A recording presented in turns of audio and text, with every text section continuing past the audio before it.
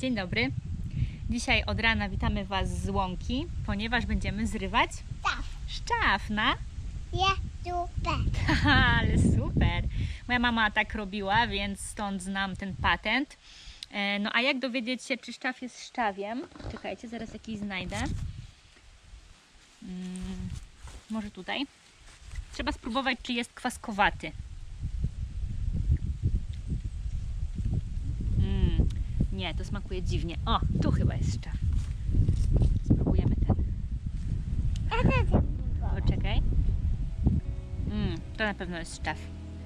Tylko ugryź lekko. No i już. Kwaśne. Także mamy całą łąkę do tego, aby ten szczaw nazbierać. No to zbieramy.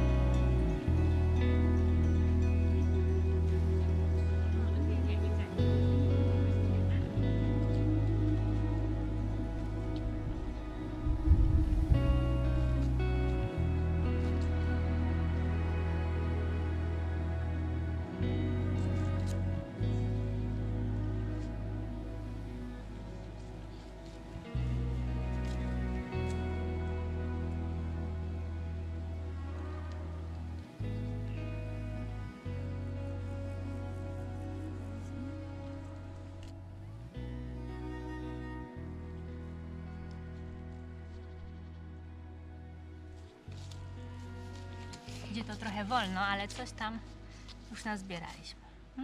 Tutaj mamy trochę dziurkawy, ale jest. Chodź dalej. Ogólnie mamy trochę kwaskowatą glebę, dlatego też rośnie szczaw. Tutaj też jest. Dzięki. Tu jest taki duży, ale zobaczcie, zjedzony przez jakieś robale.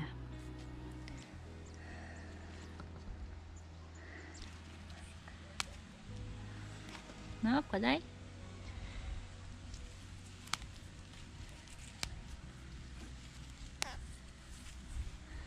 Tutaj. Ogólnie jest taka pora już kiepska na zbieranie. Oczywiście najlepiej jest to robić wiosną, ale Pola sobie tam śpi w wózeczku, nie wiem czy widzicie tutaj. No bo teraz nie jest tego tak dużo, ale może coś na zupę się uzbiera. No zobaczymy. Masz?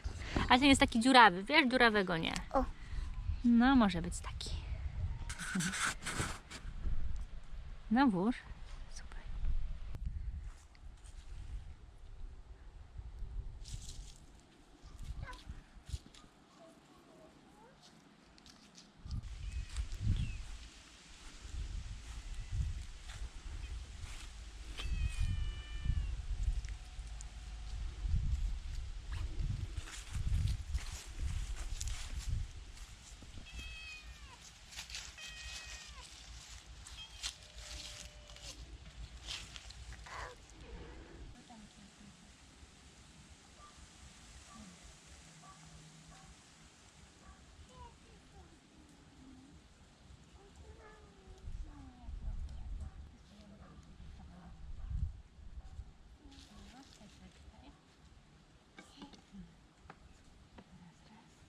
Skocz. Raz, dwa, trzy.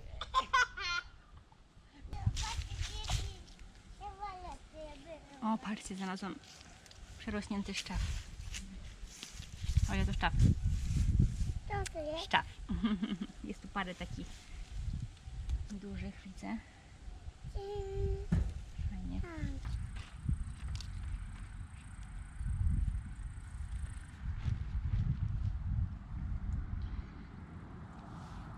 Znalazłam parę rzeczy, w zasadzie prawie wszystko można znaleźć tutaj wokół domu.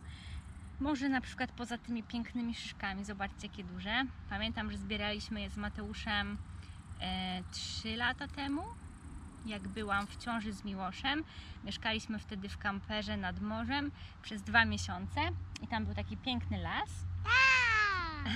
i zbieraliśmy takie szyszki. Takie duże, piękne szyszki. Jeszcze były na stróchu i właśnie je przyniosłam. Mam jeszcze trochę mięty, papier ścierny, taki oto patyk z drzewa iglastego, z sosny, taki patyczek. I jeszcze mamy różne kolorowe liście, które zbieraliśmy wczoraj, jak byliśmy na spacerze. I po prostu jak byłam dziewczynką, to uwielbiałam zbierać takie rzeczy różne i po prostu tworzyć z nich jakieś zupy, jakieś obrazki i pomyślałam, że wrócę do czegoś takiego, żeby zobaczyć jak to wyjdzie. Przy okazji Miłosz też może sobie coś porobić tutaj. No, więc możecie zobaczyć, co tutaj będziemy sobie działać. W ogóle jest tak gorąco, świeci słońce na nas prosto i piękna pogoda. I okulary trzeba założyć. Tego kleju tak nie możesz, wiesz, całego, bo się popsuje, jak będziesz go tak wyciągał. Tyle wystarczy. Leci samolot?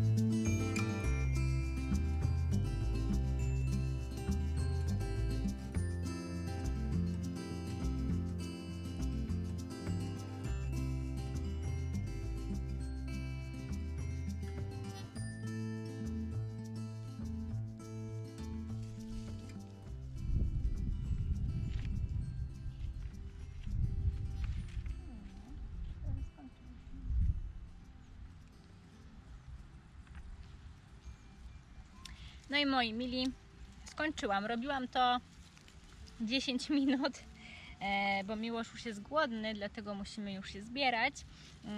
Wiele oczywiście zostawia to jeszcze do życzenia, poobcinać, fajnie byłoby zrobić to wszystko bardziej równo, ale myślę, że jak na pierwszy raz to jest fajne. Wiecie co, robiłam to też z zamysłem tego, żeby powiesić to na balach w pokoju nad naszym łóżkiem, nad sofą, żeby Pola mogła sobie to oglądać z perspektywy, wiecie, na dole, no nie? Fajne? Też mi się podoba całkiem. No, także takie coś.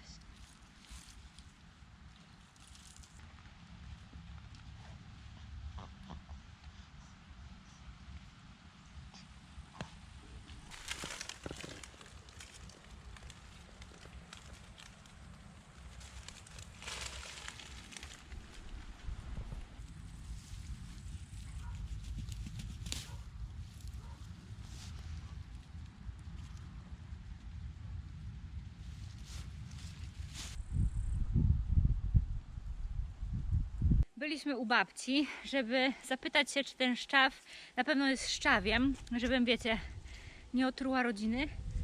Babcia powiedziała, że tak, więc będziemy wieczorem robić zupę.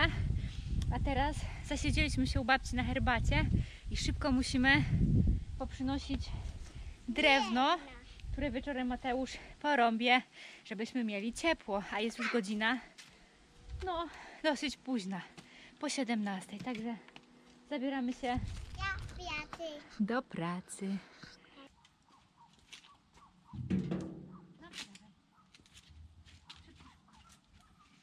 Ja będę powiedzieli, ja będę tak.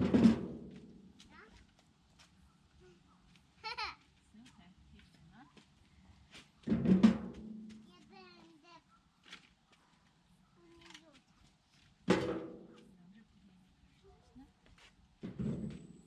pomaga.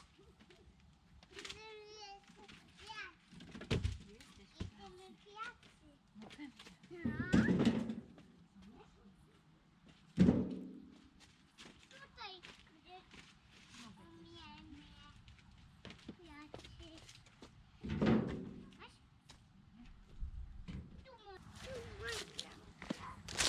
No, tak, bierzemy drewienko i rzucamy. Mogłam sobie troszkę bliżej tą taczkę wziąć, ale no nie pomyślałam. Wziąć taskę. Jakoś mogłam wziąć, co? Masz?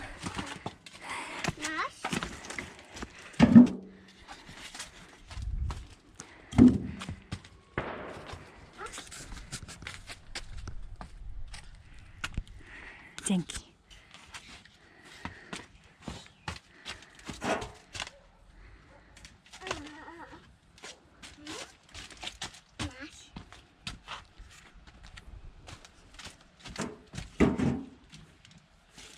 Masz. Dziękuję.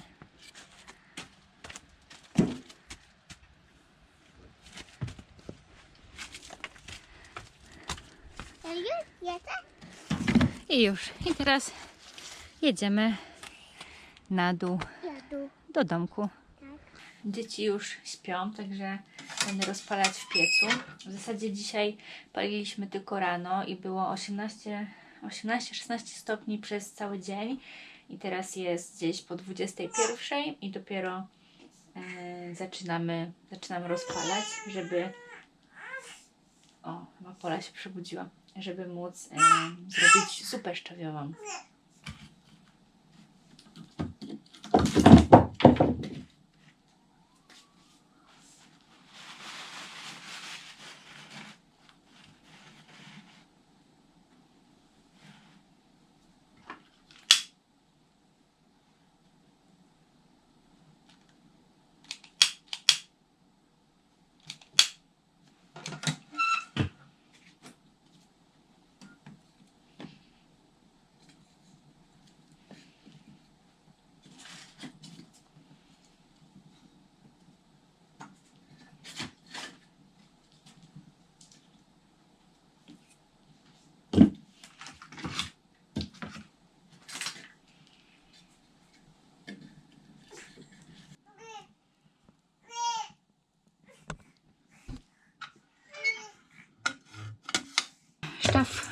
umyłam. Babcia potwierdziła, że to szczaw, także nic nam się nie stanie. Moja mama go jeszcze smaży na patelni. Babcia mówiła, że nie smaży. Ale taki nieusmażony wydaje się trochę dziwny, więc go usmażę. Kroję w jakieś mniejsze elementy. Może dzisiaj będzie historia tego, jak poznałam się z Mateuszem. Bo w sumie od tego wszystko się zaczęło. Że w ogóle tutaj jesteśmy. Może zdążę to opowiedzieć. A więc pracowałam w kawiarni mobilnej we Wrocławiu i pojechałam do pracy koło Starego Sącza, bo był jakiś festiwal muzyczny na parę dni do pracy, aby robić tam kawę. No i mieliśmy spać w namiotach. Pojechałam tam z jednym moim kolegą z pracy. No i gdy przyjechaliśmy na miejsce, w ogóle tak nie do końca byłam przekonana, żeby tam jechać, ale czułam, żeby tak zrobić. No i gdy przyjechaliśmy dzień wcześniej niż cała impreza się zaczynała, żeby zdążyć rozstawić cały sprzęt kawowy. No, to mój kolega już pod wieczór zaczął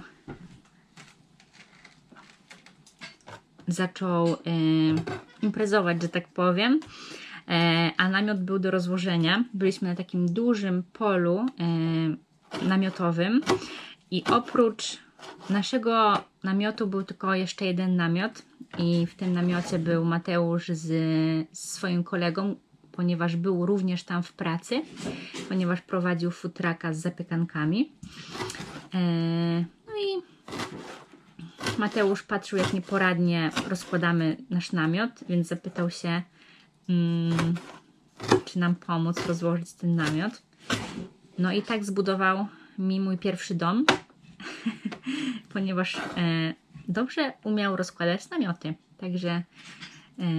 Także tak się zaczęło. No i później z racji tego, że nie było tam nikogo innego poza moim kolegą, który po prostu poszedł już do innych ludzi, których tam poznał jakby na jakieś ognisko, no to ja przysiadłam się do nieznajomego, który po prostu rozłożył mi namiot i do jego kolegi i tak sobie siedzieliśmy i no i jak to się mówi przysłowiowo, przegadaliśmy całą noc. No prawie, bo wiadomo, że trzeba było iść spać, bo rano czekała praca. No i tak byliśmy po prostu razem na tym festiwalu, pracując naprzeciwko siebie przez 4 albo 5 dni. No i codziennie po prostu Mateusz przychodził do mnie na kawę i dużo rozmawialiśmy. No i po pracy sobie chodziliśmy po prostu na ten festiwal. No i tak wiecie, ja po prostu czułam gdzieś w głębi, że to będzie mój mąż. Jeżeli w ogóle takie rzeczy się wydarzają. No, razem też w ogóle czytaliśmy Biblię, bo ja byłam świeżo po nawróceniu i byłam zajawiona na czytanie Biblii i zgłębianie tego. Także razem sobie czytaliśmy. No i później festiwal dobiegał końca, więc trzeba było się pożegnać. Było to trochę smutne. No, ale powiedziałam Mateuszowi, że w zasadzie to teraz już on musi się, że tak powiem, wykazać.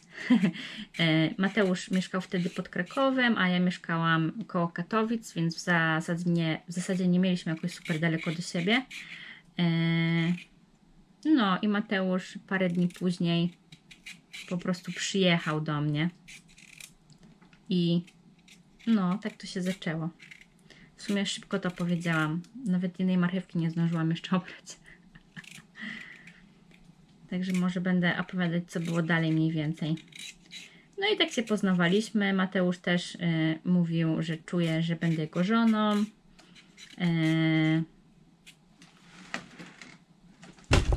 On tam leży i słucha. Albo nie słucha. Ja sobie leży i trochę mnie to stresuje. No, Mateusz wtedy też jakby pracował jeszcze na tym food trucku i organizował takie zloty food truckowe, na które mnie też zaprosił, żebym zobaczyła, jak to wygląda i żebym mu też jakby, nie, pomagać to w sumie chyba nie. No, ale jakby zaprosił mnie do swojego świata w ten sposób i no i tak to się właśnie zaczęło. W zasadzie to po 8 miesiącach naszej znajomości wzięliśmy już ślub. Nasz ślub odbył się na ogrodzie, w domu, który wynajmowaliśmy wtedy. Dom, który wynajmowaliśmy wtedy, w ogóle też miał piec kaflowy i pamiętam, że musieliśmy czasem wstawać w zimę, no w nocy, żeby na przykład dołożyć do niego, żeby było ciepło. Także jesteśmy już zaprawieni w piecach kaflowych. No i w każdym razie ślub odbył się na ogrodzie, zorganizowaliśmy go sami. Mateusz zbudował taki duży namiot, stoły.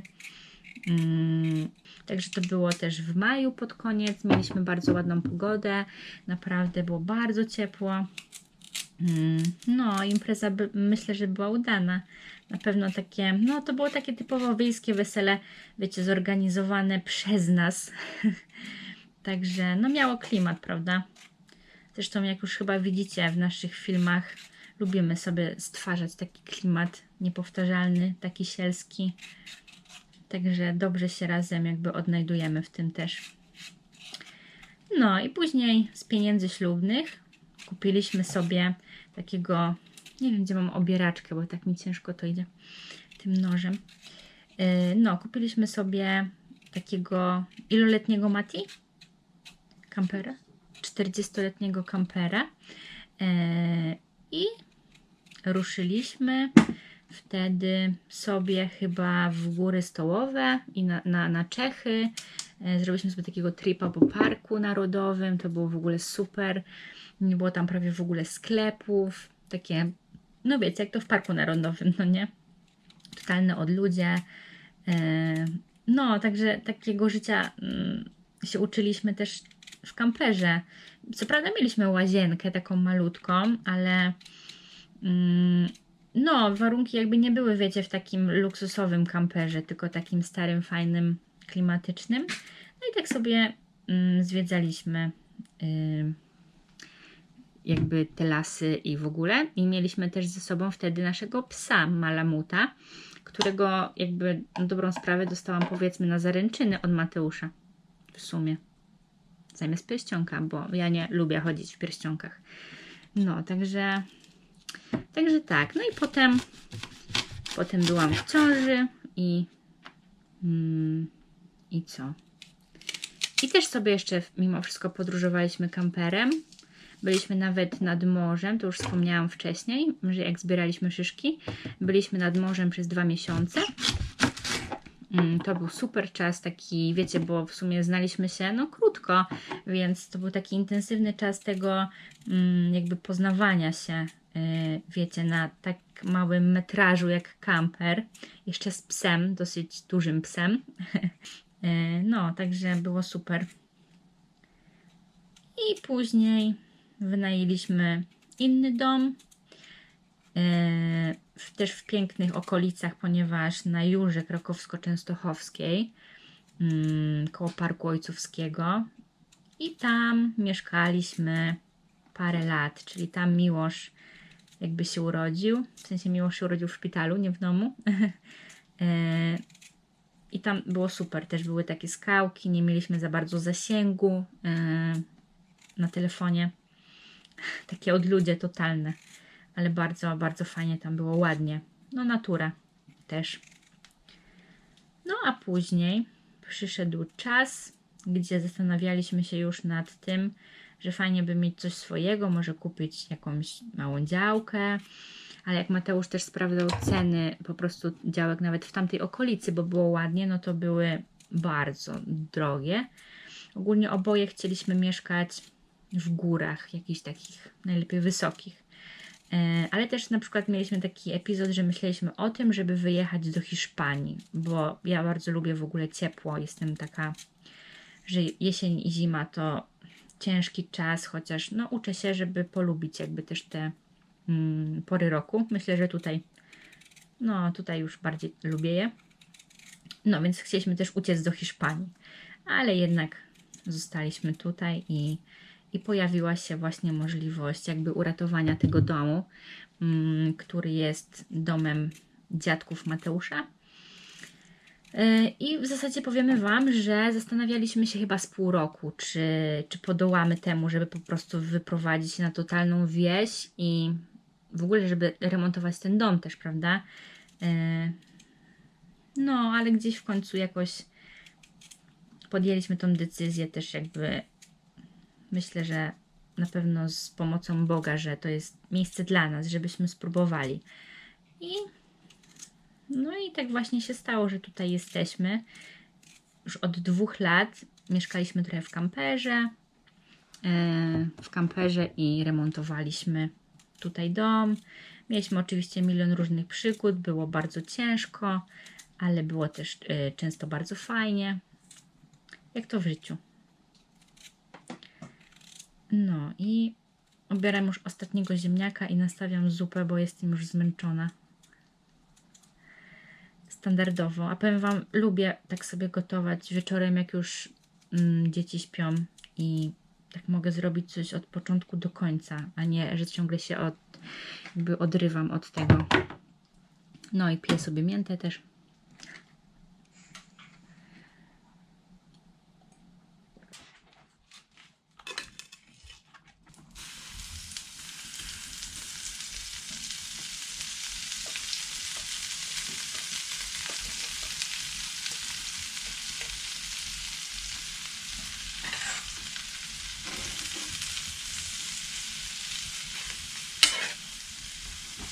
Na takim piecu łatwo coś spalić, bo jest bardzo jakby duża temperatura.